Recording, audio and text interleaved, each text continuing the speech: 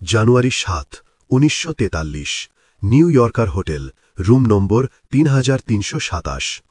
একজন ছোট্ট রক্ষণাবেক্ষক অ্যালিস ঘরে ঢোকে, কারণ ৩ দিন ধরে দরজায় ডু নট ডিস্টার্ব চিহ্ন লাগানো আছে। ঘরটি খোলে। একজন বয়স্ক মানুষ বিছানায় পড়ে আছে, মৃত, ৬ দিন। এই মানুষের নাম নিকোলা টেসলা। পরের দিন সকাল, federal bureau of investigation FBI তারা আসে। তার সমস্ত কাগজপত্র, সমস্ত নোটবুক, সব কিছু নিয়ে যায়। টেসলার ভাই তখনই ঘরে ছিল, সাভা কোছানোভিচ। তার কাছে এক টুকরা খবর ছিল, একটা কালো নোটবুক, কয়েকশো পাতা। কিছু পাতায় লেখা আছে গভর্নমেন্ট, কিন্তু সেই নোটবুক কখনো পাওয়া যায়নি। এমন আরও অনেক কিছু খুঁজে পাওয়া যায়নি। মিলিটারি ইন্টেলিজেন্স তাদের নথি খুঁজেছে, আমেরিকান গভর্নমেন্ট খুঁজেছে, সোভিয়েত রাশিয়াও খুঁজেছে নিশ্চিতভাবে, কিন্তু কিছু পাওয়া যায়নি। টেসলা বলেছিল তার কাছে আছে টেলিফোর্স, এক ধরনের কণা বিম, যা ২৫০ মাইল দূর থেকে বিমান ফেলে দিতে পারে, সমস্ত যুদ্ধ শেষ করে দেবে। এটা কি সত্যি ছিল নাকি কল্পনা, কে জানে। এবং এখন সত্যিকারের প্রশ্ন হল, এই মানুষ কি ছিল? কেন সরকারগুলো তার নোটবুক নিতে এত উৎসাহী ছিল? কারণ টেসলা ছিল অসাধারণ, একজন অসাধারণ প্রতিভা। এত অসাধারণ যে পুরো বিশ্ব তার জিনিস ব্যবহার করছে। এবং তার গল্পটা এমন অদ্ভুত, এমন খারাপ, এমন নিষ্ঠুর যে মানুষ তা বিশ্বাস করতে চায় না।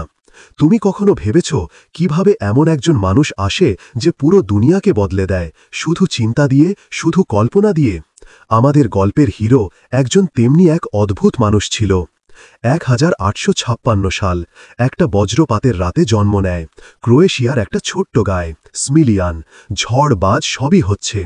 ধাত্রী আতঙ্কিত হয়ে বলে এ শিশু ঝড়ের সন্তান হবে, কিন্তু মা উত্তর দেয়, না রে, এ হবে আলোর সন্তান। সত্যি কথা, মা ঠিক বলেছিলেন। নিকোলার বাবা কে ছিলেন জানো? পুরোহিত, খুবই পণ্ডিত, কবি ধরনের লোক, শহরের বড় মানুষ। কিন্তু যাকে দেখে টেসলা সত্যিকারের অনুপ্রাণিত হয়েছিল সেটা তার মা, গিওর্জিনা। তার কোনো ফর্মাল শিক্ষা ছিল না, কিন্তু দুনিয়া নিয়ে যত কিছু জানার আছে সব জানত। বাড়িতে বসে নিজে হাতে যন্ত্রপাতি বানাত। গৃহস্থালির সব কাজ শুধু দক্ষতার সাথে নয়, এক আর্টিস্টিকভাবে করত। আর যখন গল্প বলতো, সারা গায়ের মানুষ আকৃষ্ট হয়ে শুনত। পুরনো সার্বিয়ান মহাকাব্য আবৃত্তি করত। মনে হতো নিজের চোখ দিয়ে দেখছে সব। বড় হয়ে টেসলাকে কেউ জিজ্ঞেস করেছিল, তুমি এত প্রতিভাবান হলে কিভাবে? উত্তর দেয়, সব কিছু আমার মায়ের কাছ থেকে। এবং বাচ্চা বয়স ছিল খুবই সাধারণ এবং সুন্দর। গায়ের রাস্তায় দৌড়ানো, ঘোড়া নিয়ে খেলা, কবুতর ধরা, প্রকৃতির সাথে সময় কাটানো। কিন্তু ভেতরে এক অদ্ভুত কথা চলছিল মনের মধ্যে, যেন কিছু একটা খুঁজছে, কিন্তু কি খুঁজছে নিজেও জানে না। একটা দিনের কথা মনে আছে, নিকোলার বিড়ালের গায়ে হাত দিয়েছে। বিড়ালের লোমগুলো খাড়া হয়ে উঠেছে। অন্ধকারে এক ধরনের আলোর ঝলক দেখা গেছে। অবাক হয়ে গেছে। বাবাকে জিজ্ঞেস করে, এটি কি রে? বাবা সরল উত্তর দেয়, এই আলো, এই শক্তি আকাশে বাজ পড়ায়। এরপর থেকে নিকোলার মাথা ঘুরতে লাগল। বাজ, আকাশ থেকে আসা অগ্নি, এটি সম্ভব কিভাবে? স্কুলে যাওয়ার সময় যখন ঝড় আসত, নিকোলা খোলা মাঠে দাঁড়িয়ে থাকত, বাজ দেখার জন্য অপেক্ষা করত। বন্ধুরা ভেতরে লুকায়, কিন্তু সে বাইরে। মনে হতো বাজ নিয়ে কিছু একটা করব, কিন্তু কি সেটা তখনও জানে না। কিন্তু আরও একটি সময় তার জীবনকে বদলে দিয়েছিল, একটা যা কখনো যাবে না। নিকোলার একজন বড় ভাই ছিল, ড্যান নাম, খুবই সুন্দর, শক্তিশালী, বুদ্ধিমান। বাবা মা তাকে নিয়ে গর্বিত। গায়ের সব লোক ড্যানের কথা বলতো, এ ছেলে বড় হয়ে দুর্দান্ত কিছু করবে। নিকোলা তখন বাঁচে ভাইয়ের ছায়ায় থেকে, সাধারণ এবং ছোট, কোনো বিশেষত্ব নেই এখনো। একদিনের কথা, ড্যান ঘোড়ার ওপর চড়ছে। ঘোড়াটা হঠাৎ ভয় পেয়ে চমকে গেল। ড্যান পড়ে যায়, মাথার ওপর গিয়ে পড়ে, আর কখনো উঠে আসেনি। নিকোলা নিজে দেখেছে সবকিছু। বাড়িতে পরিবর্তন আসে একদম। বাবা আর হাসে না যেমন আগে হাসত। মা যেন মূর্তি হয়ে গেল, জেগে থেকেও ঘুমিয়ে থাকা, প্রতিদিন কেঁদে যাওয়া, বছরের পর বছর। নিকোলার ছোট মনে ছাপ পড়ে যায়, বুঝে যায় সে দুঃখ কি, হারানো কি, কখনো ফেরত না আসার কষ্ট কি। আর যখন নিকোলা নিজের মেধা বাড়তে থাকে, পড়াশোনায় ভালো হতে শুরু করে, প্রতিটি পুরস্কার পায়, মনের কোণায় থেকে যায় এক অপরাধবোধ। কারণ ড্যান তো আর পাবে না, ড্যান এখানেই থেকে গেছে। প্রতিটি সাফল্য ছিল বাবা মায়ের ওপর আর একটা বোঝা। আমাদের ড্যানকে চাই, এই উজ্জ্বল নিকোলা নয়। এই যন্ত্রণা কখনো গেল না, চিরকাল সাথে রয়ে যায়। কিন্তু এই বেদনা, এই শোক, এটাই তাকে শক্তি দেয়। একটা প্রতিশ্রুতি তৈরি হয় ভেতরে, তাকে অবশ্যই কিছু অসাধারণ করতে হবে, এত অসাধারণ যে মানুষ কখনো ভুলবে না। স্কুলে ভর্তি হয় নিকোলা, বন্ধুদের চেয়ে কিছু অদ্ভুত। যে কোনো কিছু একবার মনে রাখলে চিরকাল রাখে। পড়া সহজ হয়ে যায়, ম্যাথের সমস্যাগুলো মনে মনেই সলভ হয়ে যায়।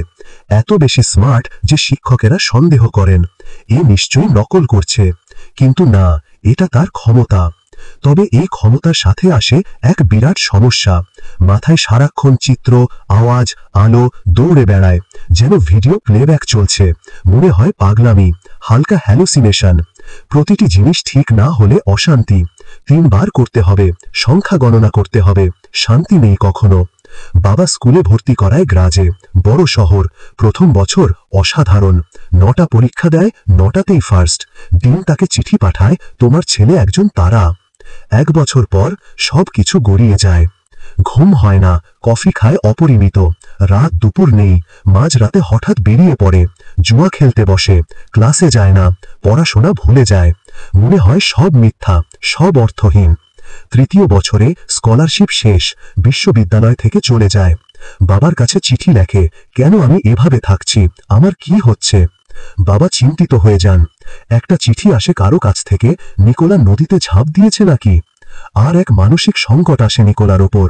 নিজেকে ইনজিউর করতে মন চায়, মাথায় অস্ত্র নিয়ে ঘুরে বেড়ায়। অন্ধকার সময়, একদম অন্ধকার। কিন্তু নিকোলা বাঁচে কিভাবে কে জানে। মনের মধ্যে একটা ছোট আলো থেকে যায়।